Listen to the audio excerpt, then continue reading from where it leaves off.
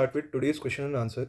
Inferior alveolar nerve injury was there near origin due to a road traffic accident. So which muscle is paralyzed? So pause this video and try to think of the answer. Now let's see the mandibular nerve in detail. So what is important in mandibular nerve is that the branches of the mandibular nerve. The branches from the main trunk are, one is the nerve to medial pterygoid and one is the meningeal branch or the nervus spinosus. So these two are the branches from the main trunk. Then branches from the anterior trunk are the buccal nerve, which is the only sensory nerve, and it supplies all the muscles of mastication except medial pterygoid. So it will give a masseteric nerve, deep temporal nerve, and nerve to lateral pterygoid. Then branches from posterior trunk. So it can be remembered through the mnemonic ALI, that is Ali. That is auriculotemporal nerve, lingual nerve, and inferior alveolar nerve. So the inferior alveolar nerve then supplies the mylohyoid muscle and the nerve to the anterior belly of digastric. So the question was asked that inferior alveolar nerve injury near origin, which muscle is paralyzed? So we got to know that mylohyoid nerve is supplied by this and nerve to anterior belly of digastric. So in the option we only have this mylohyoid muscle. So this question can also be solved through elimination. That geniohyoid gets its supply from C1 through hypoglossal. Then the stylohyoid gets its supply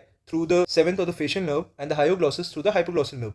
So if we don't even know that which nerve is there near its origin, we can even answer this question. So the answer of this question will be mylohyoid.